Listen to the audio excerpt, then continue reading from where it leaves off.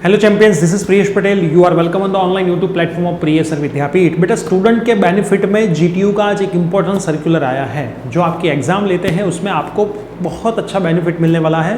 तो वो जो सर्कुलर है इसमें डिटेल में आज इस वीडियो में हम बात करने वाले हैं।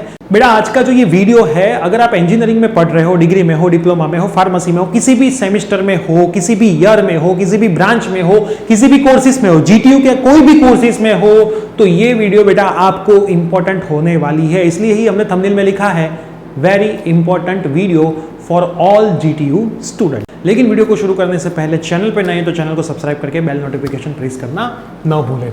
तो जैसे बेटा जीटीयू की वेबसाइट में हम जाते हैं तो regarding various reform in the beneficial of student, इसको मैं ओपन करता हूं शांति से। सर्कुलर बेटा हम पूरा देखने वाले हैं, उसके अंदर क्या क्या इंपॉर्टेंट चीजें उन्होंने बताई है वो भी देखेंगे। अब देखो, 12 अप्रैल 2022 का सर्कुलर है, स्टूडेंट के बेनिफिट के लिए है और सही में बेनिफिट है।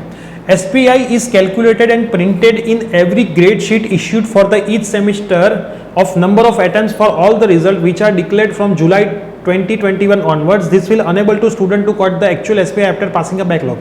मतलब क्या बोल रहे हैं, देखो बेटा, पहले आप जब फेल होते थे ATKT के अंदर तो उसका बेटा जो रिजल्ट आता था आपका, उसका जो आपका रिजल्ट आता था वो रिजल्ट के अंदर SPI नहीं लिखे होते थे। तो आपको पता ही नहीं चलता था कि आपके एक्चुअल SPI उस सेमेस्टर में कितने हैं।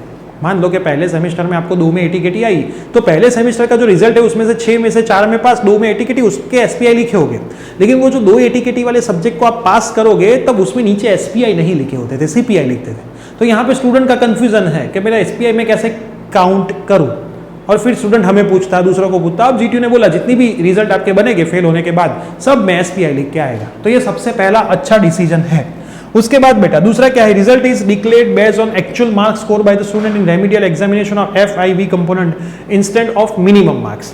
पहले क्या होता था बेटा, जब आप फेल होते थे तो उसके बाद एक्सटर्नल जो आपकी एग्जाम थी किसमें लिखे हैं, mid internal viva component instead of minimum mark. In case of regular student who pass is mid by appearing in re mid exam is same semester at institute level, then in such cases result will be declared the with minimum passing mark of M component. यहाँ पे क्या लिखा है बेटा, mid sem में तो जब आप फेल होते हो तो आपके मिनिमम मार्क ही काउंट है, लेकिन जब आप एक्सटर्नल में बेटा आप फेल होगे तो एक्सटर्नल में जो आपके मार्क यहाँ पे काउंट होगे, एक्सटर्नल में जो मार्क काउंट होंगे वो आपके 23 पासिंग मार्क के उतने ही काउंट होते थे।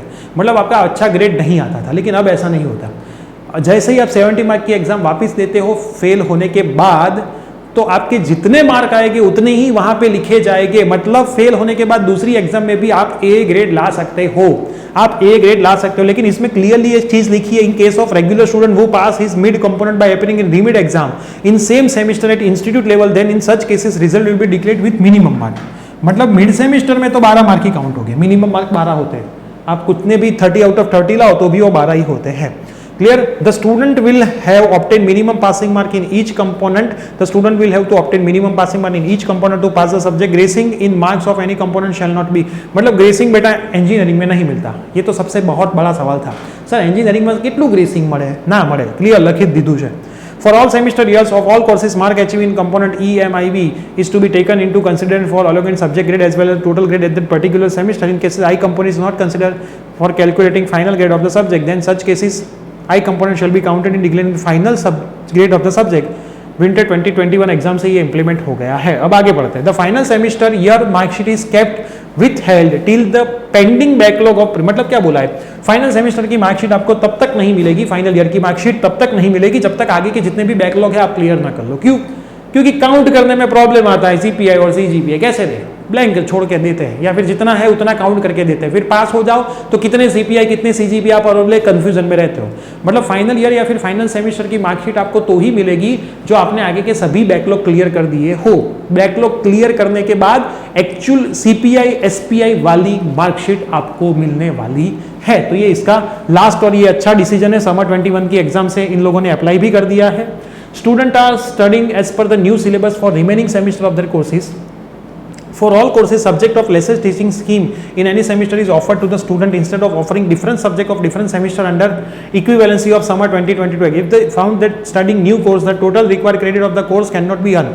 मतलब आप नया कोर्स पढ़ रहे हो, पुराना कोर्स, क्योंकि यहाँ पे कोर्स सारे चेंज होने लगे। मतलब कोई सब्जेक्ट आपने पहले पढ़ा था, नए कोर्स में वो 5th सेमेस्टर में भी आ जाता है जो 3rd में पढ़ा था, तो यहाँ पे आपकी टोटल क्रेडिट काउंट होगी।